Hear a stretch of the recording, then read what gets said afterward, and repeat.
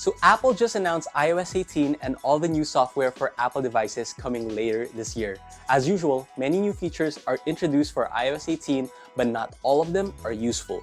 So in this video, we will remove all the gimmick features and focus on the top 5 most useful features in iOS 18. Let's get started with number 5, the ability to lock apps. So in iOS 18, you can now lock apps using Face ID, Touch ID, or a passcode. You also have the option to hide an app in a hidden apps folder so no one can access it but you. Now, I don't know what you guys would like to hide using this feature, but at least now you have that option. Personally, I'm thinking maybe I can hide my finance app, bank apps, notes, journal, or anything that might be too personal, but at the same time, I use all these apps every day, so it's kind of a hassle to hide them in an obscure folder. So this may not be useful to me as of now, but I'm sure a lot of other people would find this useful, so that's why it is top 5. Next is a more customizable home screen layout. So finally, Apple now lets you place your icons and widgets wherever you want on the home screen. If you'd like to place all your apps on the bottom part of your screen, that is now possible. Also, widgets are easily resizable by dragging the corners. As a guy who spent some time looking at all the widgets and customizing my home screen, I know this is a big time saver. Also, Apple now lets you have dark mode over your app icons. It also lets you tint the icons with any color to look uniform. Now, I don't know about you, but I feel like doing that is a really bad design choice because the thing is, app icons are designed to feel unique, so when you see them, they quickly register in your brain that the app you're looking for is that. Now, turning them all into a similar color seems counterproductive to that intent, so I'm not much of a big fan in implementing this. Now, the good thing is, it's a choice. Some people will like it, some people don't. For me, I think I would try the dark mode icons, but I feel strongly that I would not tint them into the same color. Other than the home screen, there's one more thing you can now customize: Control Center. Now let's be honest, how many times have you pressed that airplane mode in the last week? Or even the screen mirroring button, or even the mute button for people with an iPhone 15 Pro? Because for me, I probably press those buttons once or twice a year. Now, the great thing is, you can now change those buttons into something more useful because the Control Center is now customizable.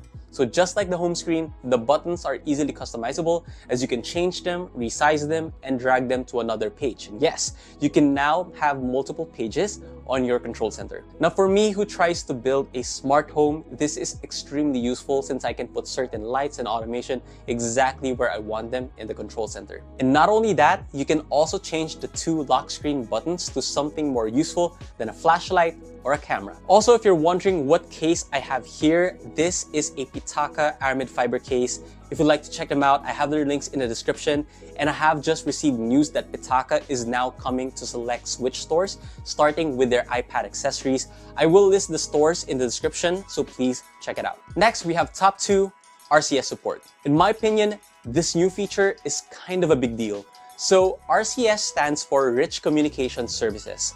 If you're using Android, you might have stumbled upon this feature, but it will be new for iOS users. Basically, RCS is an improvement over SMS, which is just text-based messaging.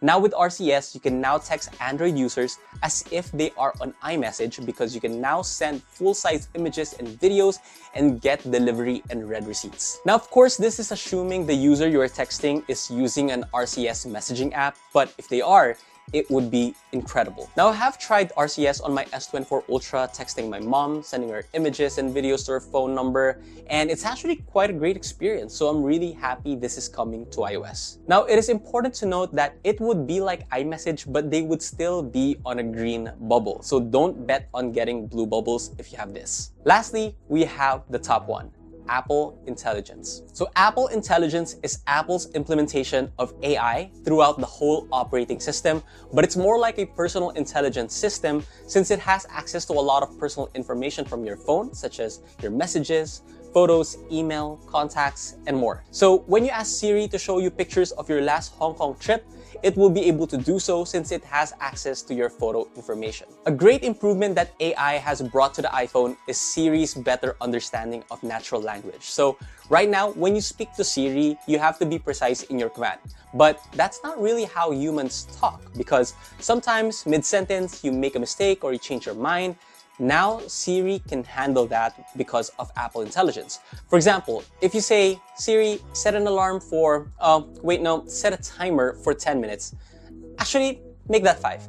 Siri will now understand that. Also, you can now double tap the bottom bar to type to Siri, so it's not awkward to talk to Siri when you're in a public place. Another new thing that the iPhone can do now because of Apple Intelligence is the cleanup tool on the Photos app. So if you're familiar with the Pixel devices, you probably know this feature.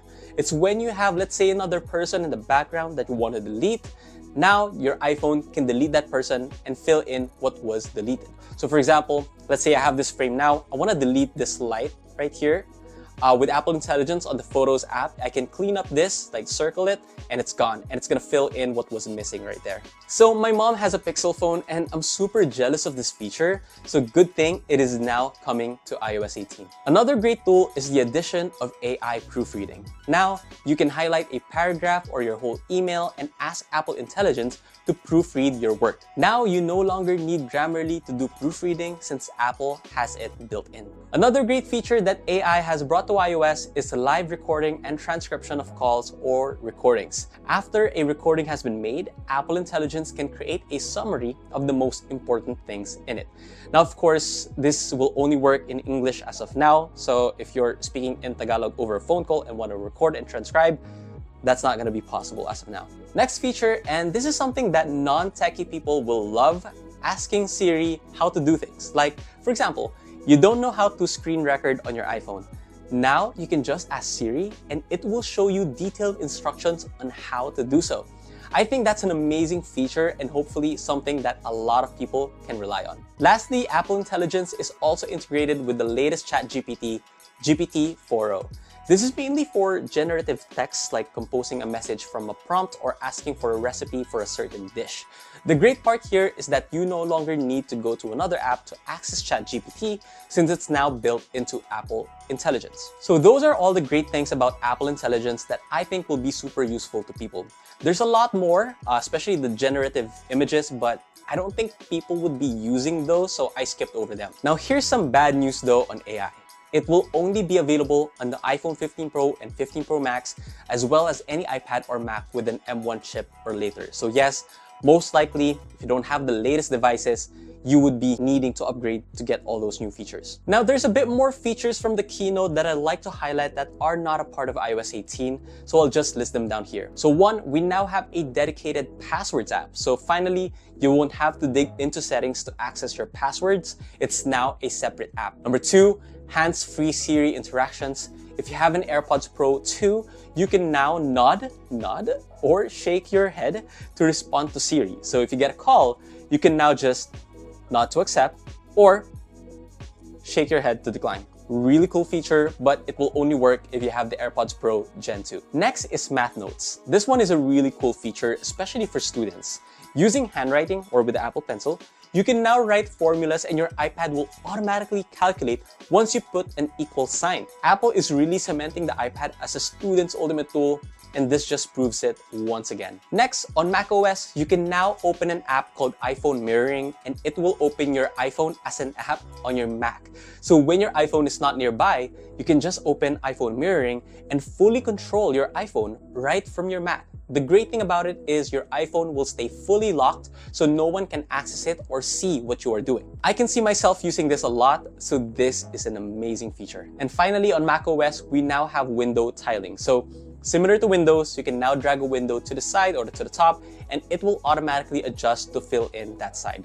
This is something I love in Windows. I'm so glad it's now in macOS. So those are my top features of iOS 18. What do you think? What feature are you most excited about? Let me know in the comments below. Alright, if you enjoyed this video, please don't forget to drop a like and subscribe for more videos like this. Thank you all for watching. This is Marion, your technology friend, and I'll see you on my next video.